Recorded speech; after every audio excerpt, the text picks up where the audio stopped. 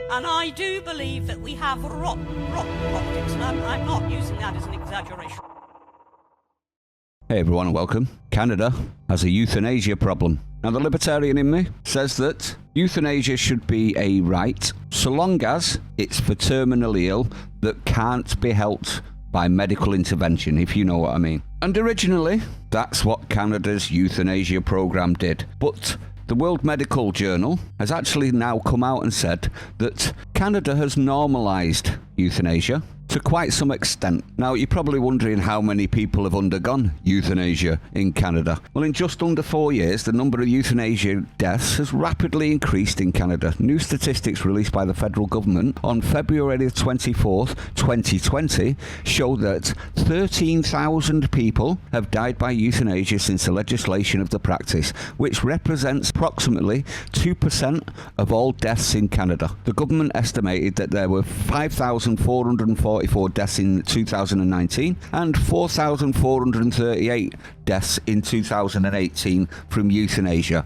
In comparison, statistics in Canada reported 1,922 deaths in motor vehicle accidents for 2018, a lot smaller number. Now you're probably wondering why I have an issue. Well, the libertarian in me says that people should have the option of ending it if you meet extensive criteria, i.e. you're terminally ill in massive pain and there's nothing they can do to help. Other than that, I think it's a slippery slope, and it seems that Canada has moved the goalposts numerous times and are now being accused of all sorts in regards to euthanasia. Should we have a look through what they've been accused of? This is The Spectator. Why is Canada euthanizing the poor? Great story, isn't it? This is from April. Then we've got The Guardian. Are Canadians being driven to assisted suicide by poverty or healthcare crises? Critics argue laws are being misused to punish the poor, but experts say cases represent country's failure to care for its most vulnerable citizens. So even The Guardian have been complaining about it, so much so that Snopes did a fact check. I'll leave it up to you whether you question the validity of what they find. But they said, did Canadians legalise euthanasia so that parents can end children with disabilities? Now they've said that it's a misleading opinion piece where this comes from, and it's false. Technically that is true, but the goalposts have been moved so much in Canada that if the parents, say, just as an example, said that they were unable to cope, would that then negate the restriction on that? I think it probably would. And that's not all. They've done more and more and more. This is for a story about a Canadian veteran that's suffering from post-traumatic stress disorder and a traumatic brain injury, and he called the Veteran Affairs Canadian hotline for help and was offered euthanasia instead. Now, you're probably wondering why I'm caring about Canada so much. Well, as you know, these things come from certain places. These ideas come from certain places, and they're all in lockstep with those certain places, aren't they? So much so that it's not the only country where this has been discussed recently. This is from 2006, as a British professor has called for involuntary euthanasia. Sounds great, that, doesn't it, everyone?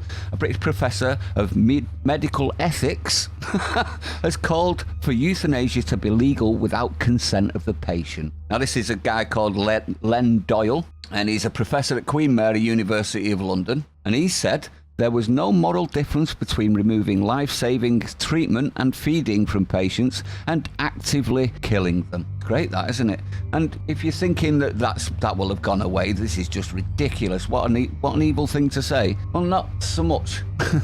This is from 2020, January. This is the YouGov poll. I'll leave it up to you to decide on the validity of a YouGov poll. But they are coming out with, do people in the UK support euthanasia? And this is the issue that I've got. Britons and healthcare workers agree that terminally ill patients should be able to end their life on their own terms.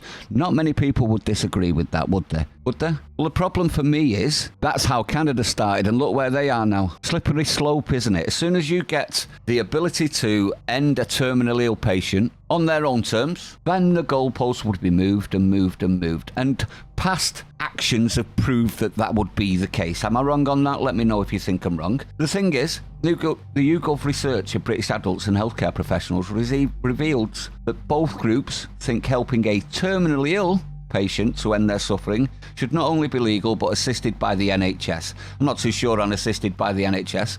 The Swiss do a programme that costs quite a considerable amount of money, and they make you jump through hoops to be able to do it, so that you can only get it done if you've got certain circumstances and the right amount of money. This practice in itself sounds bad, but what it does do is prove that the person that's getting it done actually wants to get it done and doesn't feel coerced or manipulated or in a position where they have no choice. Let me know if you think I'm wrong though.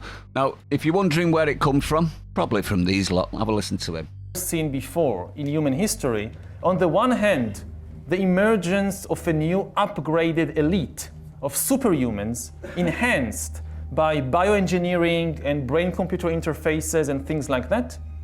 And on the other hand, a new, massive, useless class. Useless class.